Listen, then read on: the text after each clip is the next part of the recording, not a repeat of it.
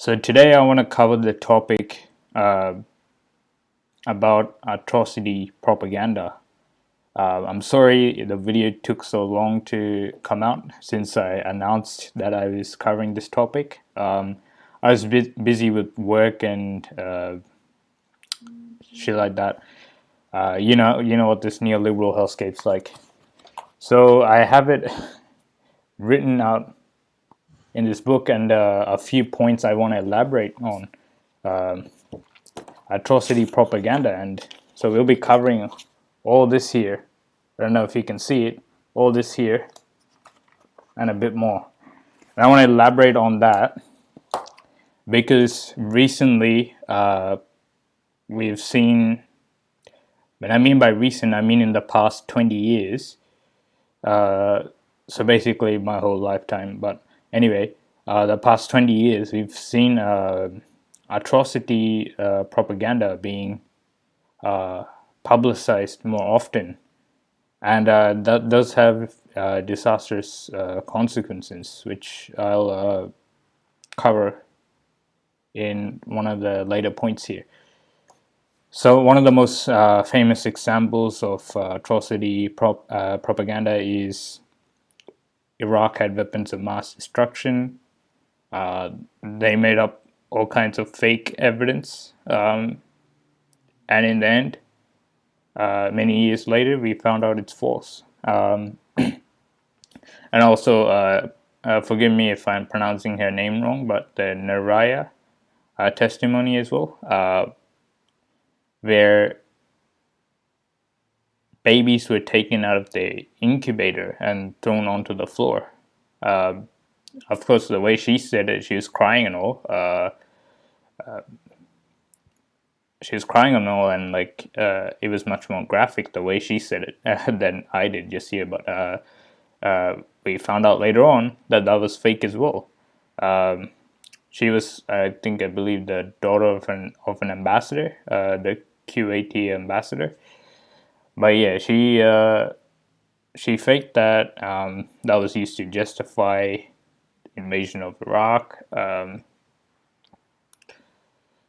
all that. And we have, that's the most famous example. I would say. Ever actually, but in the past 20 years, it would be Syria. So, no, Assad, yeah. Assad's using chemical weapons against his own people, or something like that.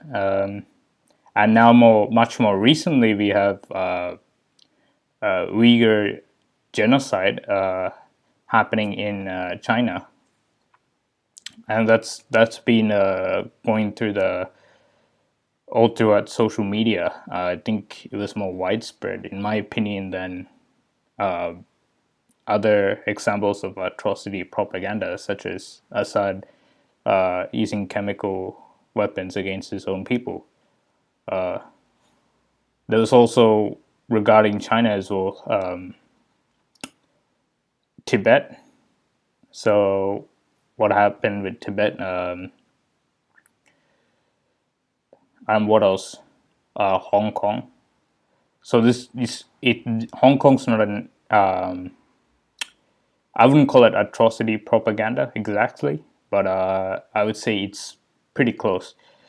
There was, obviously, they made outright false claims, or huge exaggerations, which I'll go into later on. One of my points actually covers that. So about police brutality there, which was actually just a projection, or they were just projecting what they're, mainly Americans, so they were projecting what the police do in their own country. So yeah, let's get into the points I have written down here about atrocity propaganda, and I'll elaborate more on these. So what is atrocity propaganda to begin with? What is it exactly? So I wrote down here is the spreading of information that is often fabrications or downright exaggerations. So even if you do I didn't do some huge research into these topics here. I just did some like what I would call light research. So I didn't go really deep into this. Like some people have gone way into the sources and everything, finding who they're funded from, their history and all that. I didn't go into that. I just looked at so the articles that were written about these events that were supposedly unfolding. So I just read those articles and I just apply critical thinking and logic to see if it actually makes sense. And more often than not, it doesn't. And then later on, I found out I did a bit more deeper, if you want to call it, deeper research into these claims, and we find out later on they're the fabrications or just downright exaggerations.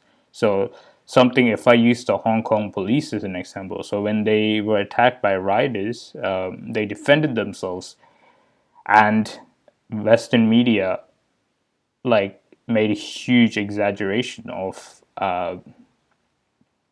them using violence to defend themselves. So, but really, none of the protests, if you want to call them that, protesters actually got injured, if I'm correct. None of them did from the actions of the police. Definitely not killed. So there was some allegations that some protesters were killed. That's downright false.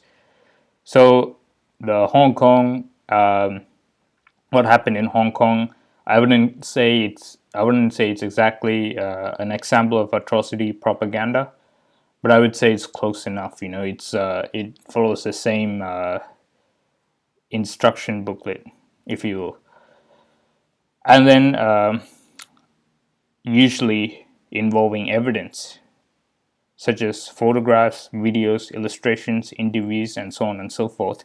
So if we go back a long time to the Naraya testimonies, forgive me if I'm pronouncing her name wrong. That was obviously a video evidence. Also, forgot exactly what it was, but one of the senior officials in the U.S. government at the time, he held up I think it was a vial of supposedly semen or something, and he used it as evidence for Iraqi soldiers doing rape or something. But I didn't look too far into that. I was more interested in the more recent stuff. So in the more recent years, we have the Uyghurs genocide stuff going on, allegations. We had video interviews. So we had interviews of supposed Uyghurs. So they were actually Uyghurs in most cases, but and they made claims of horrific crimes happening in Xinjiang and to their families and all that. And I have a feeling that we will eventually find out that this is all fake news, because a lot of people have already debunked that stuff. But eventually, like with the Iraq saga, like we'll eventually find out in probably a decade or so that this was all false. So the U.S. Government or U.S. affiliated people who make these allegations, they do get arrogant over time. They think, and they'd be right actually. American citizens keep forgetting. They keep falling for the same lies again and again. Even supposed leftists in the U.S., they keep falling for their lies again and again. So their arrogance is based upon people's I don't know if you want to call it belief. I would say it's just virtue signaling. They just want to sound and feel good, I guess, and they prey on that to justify war or whatever, which is what I'm going to go into later on. Photographs, videos, illustrations, interviews, so on and so forth. So what do I mean by photographs? So with the Uyghur genocide, that's the latest atrocity propaganda we have. Photographs are basically satellite images. I guess you could classify that as in the photograph category. Satellite images of supposed camps, which also got debunked already pretty quickly because they were actually images of either schools, apartments, and in China and in a lot of Asian countries, you have these residential complexes, and they have like a park or a basketball court in the middle, and you have apartments surrounding it. Sometimes they're really small, like they're 2 or 3 stories tall, I would say. So that can be made into convincing photograph of camp, But we all know those are obviously not camps. Some of the photos are actually indeed either prisons or re-education camps, but the word re-education has now been given a bad name, so I'd prefer using the name vocational training centers. I think that's a more accurate term for it. From what I've read, they do in there. So we do have a sort of thing like that in Australia as well, but I won't get too far into that. So yeah, those are like a few examples of atrocity propaganda. Sorry, my eye is all of a sudden. So those are a few examples of atrocity propaganda in the past few years, and much more recently, of course, as well. And if you're well versed with U.S. Allegations over the years, since I would say 1940, so 1960s was the Cold War era. They had their fair share of atrocity propaganda. So if you're familiar with that, you could see right through this, I would say. But most young people are, of course, not familiar with that, or the Iraq war and all that, and so they fall for it, fall for that stuff. I'll get into why that is later on here. So why is it made? So what's the purpose?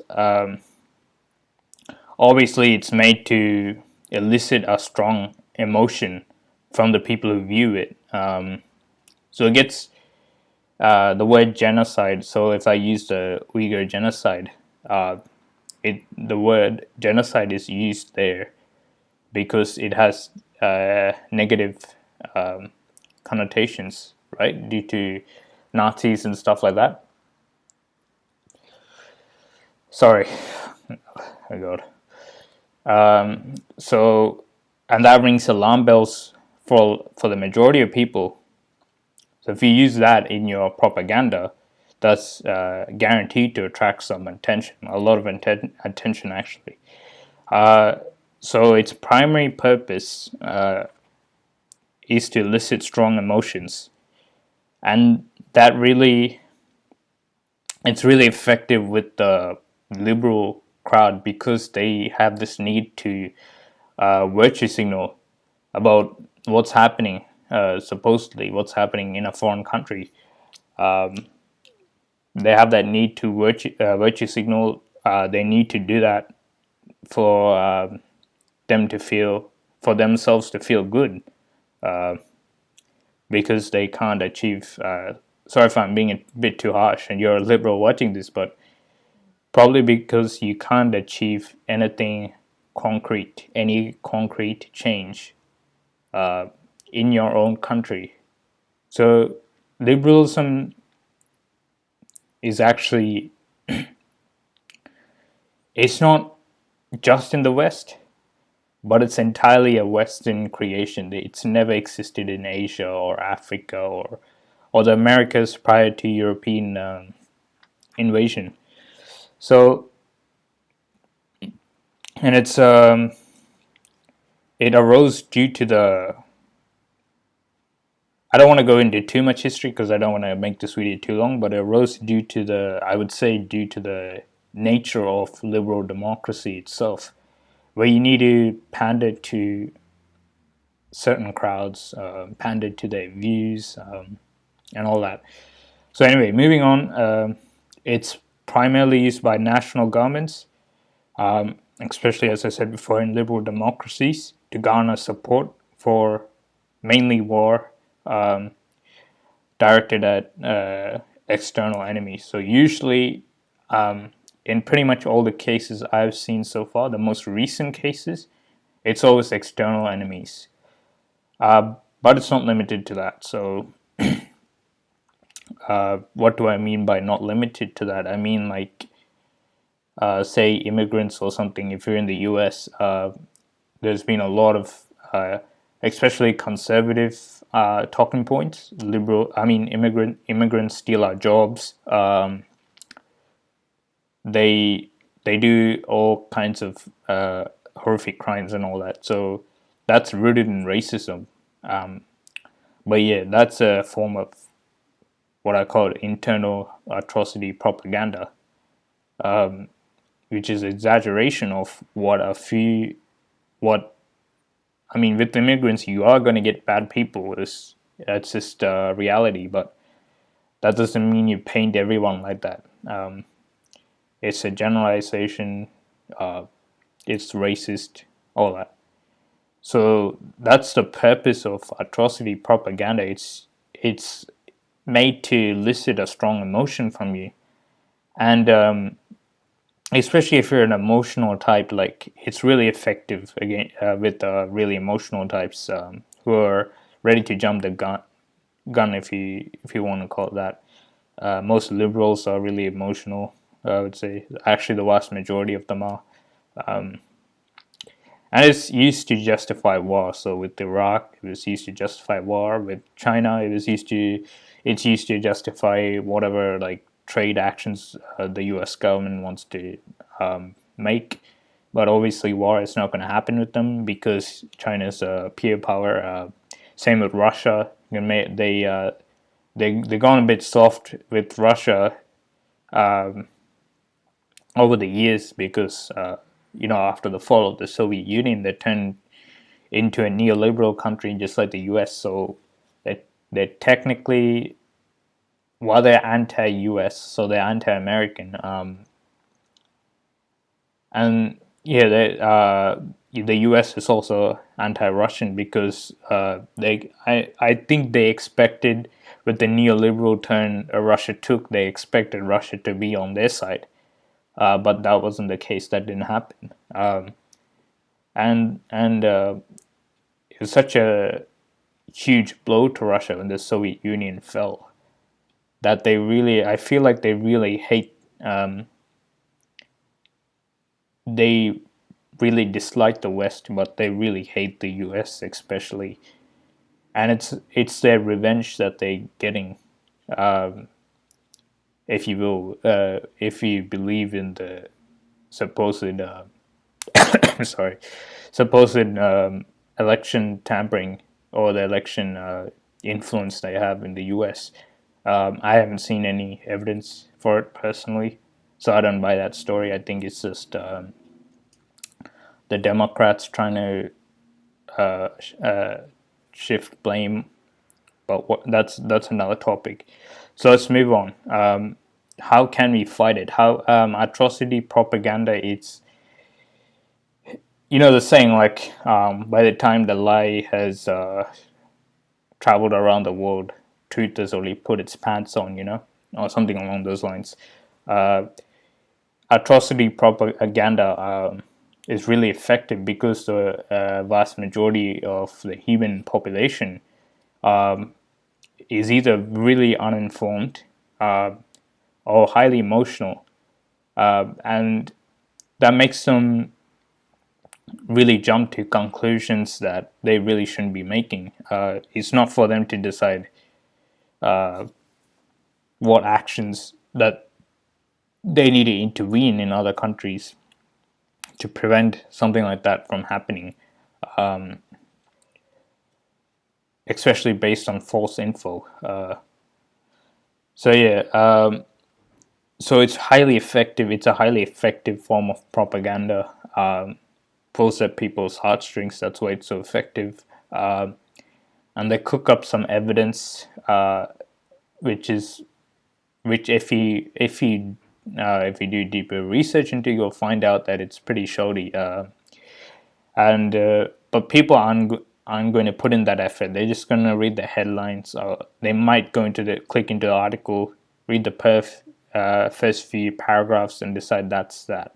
But mostly people, they see other people spreading such allegations that this and that is happening in this and that country, and they assume that to be true because it's like a given. Like you should know that it's basically like, why aren't we talking about this? I mean, you can see it throughout all of Reddit, and pretty much all Western social media. So my my solutions, I don't know if you would agree with these. I'm sure some people can improve these, or they can come up with something much better. My solutions are to set up a group of independent journalists to debunk such information. So, independent journalists, what do I mean by those? I mean people like the Gray Zone. I think formerly Democracy now, but they have some issues. I personally consider Bay Area, if you've seen his channel, an independent journalist, if you will. And I consider Nathan Rich as well. If you've seen his channel, I think most people agree that he's kind of like an independent journalist. But yeah, but it's mostly a country solution. So the country that is being accused, say a country is being accused of this and they're not actually doing that, they need to set up a group of independent journalists without direct connections to their government. Because if there is direct connections to the government, then people will use that as especially if said government is seen in a bad light. So most of the world sees. When I mean by most of the world, I mean most of the Western world. They see the Chinese government in a bad light. They don't really know what they are or what they do. So they assume all negative propaganda about them to be true. So if you're in such a situation like that, independent journalists, in my opinion, it's a good strategy. It works. You don't fund these groups, or you either hide your funding from these groups, so people can't easily see that they're actually connected to said government. But the objective of these independent journalists, regardless of whether they're connected to said government or not, should always be the pursuit of the truth. And they should, and they should go ahead debunking all such allegations, especially something as big as genocide. It's a really huge thing to accuse someone of. And if it turns out to be false, if it turns out they were actually in the people in question who were being mistreated, if it turns out they were actually living a good life, then it's a serious insult to the people who actually went through a genocide, if you know what I mean. So, so if you have independent journalists, you can expose. I would also further add that these independent journalists should be set up in other countries, perhaps in even enemy countries. I don't know how you go around doing that, but if you could do that, it'd be more effective. And you're gonna build up a reputation. So Grayzone already has a reputation. So when they debunk a lot of propaganda against China or Iran or Russia or whatever, people they also link their primary source for that. But people will take their report more seriously. At least the more intelligent people, at least at the very least. And I would say the gray zone's reputation recently has been tarnished. They've been doing a propaganda war against the gray zone lately. But I would still say its reputation is in the good. Way better than the mainstream crap. So yeah, that's one solution. My next solution is debunk the source, follow the money, then establish correlations. Is it reputable? So that's basic stuff. So this is for what you can do as a person.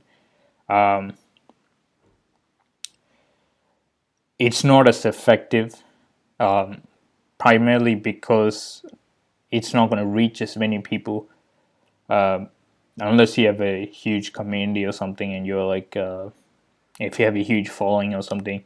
Unless that's the case, and if you have a huge following and you actually get to debunking this stuff, it really depends on what your community is like. If they're liberals, they're going to sorry for that sudden cut off, guys. Just had a storage issue, so it should be fine now. So due to the storage and the time, because this video is unfortunately more than 20 minutes long, I will get straight to the point instead of elaborating it too much. So yeah, what I was on before.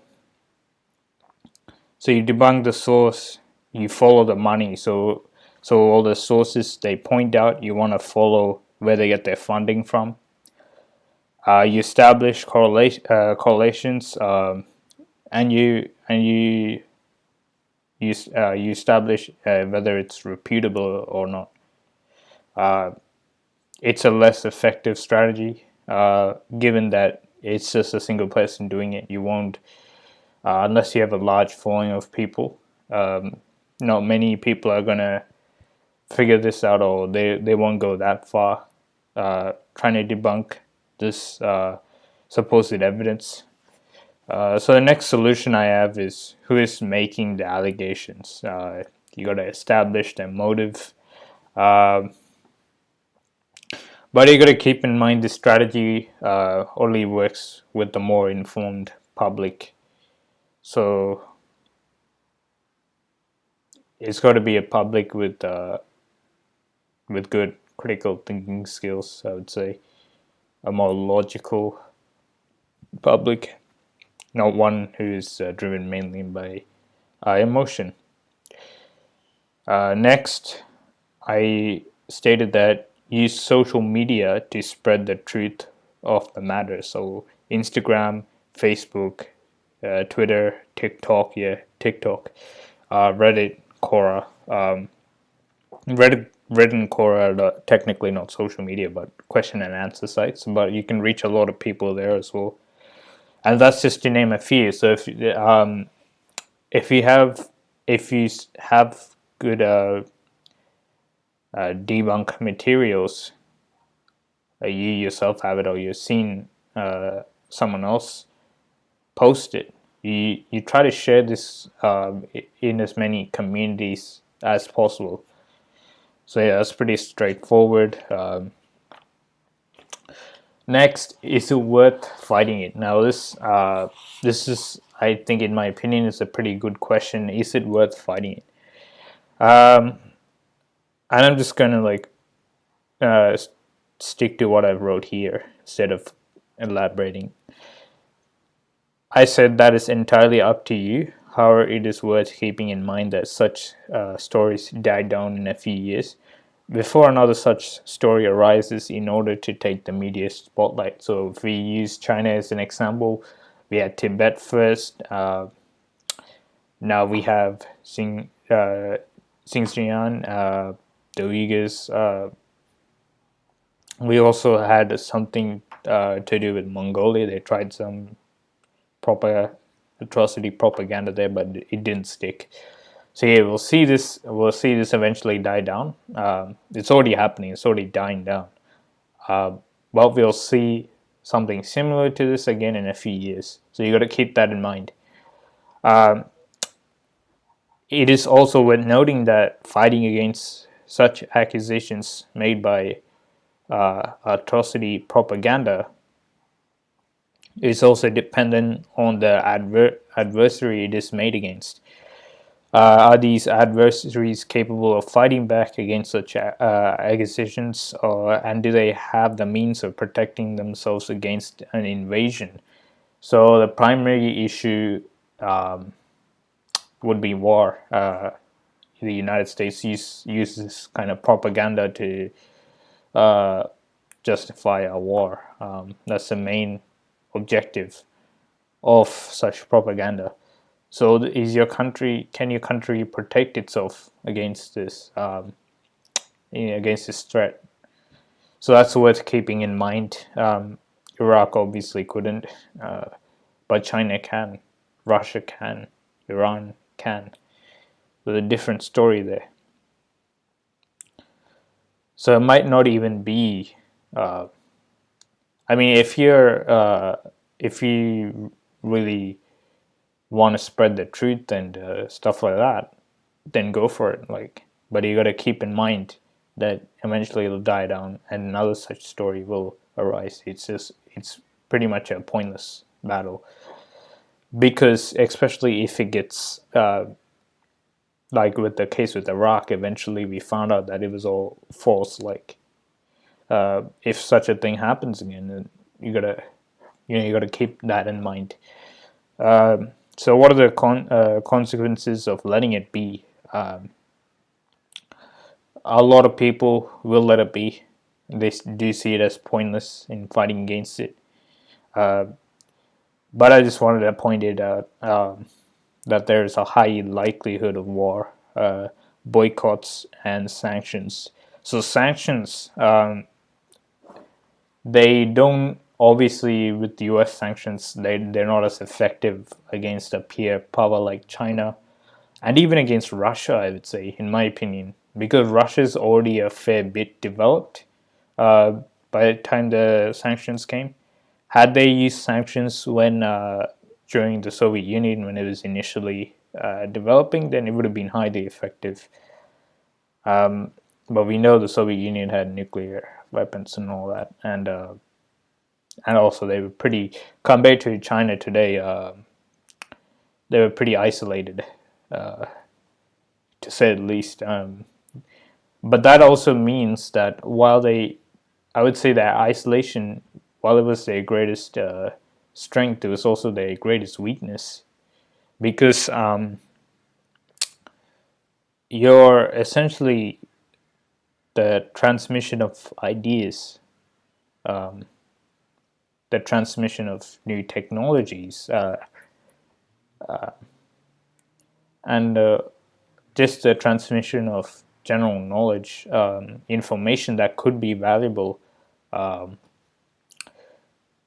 to the country is prohibited to a degree, and that over time, that especially if you're not connected to the rest of the world, it's not like North Korea, which is completely isolated from the rest of the world, almost. They do a bit of trade with China, and I think with Russia maybe.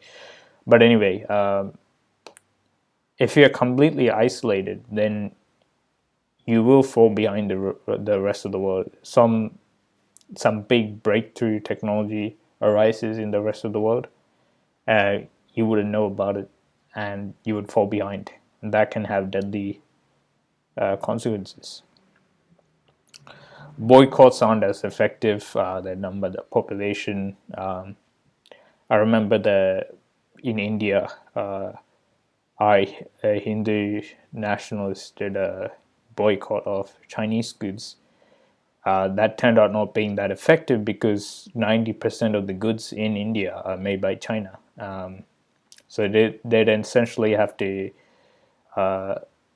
give up the computer, the phone, the computer, whatever they used to type their hate comments.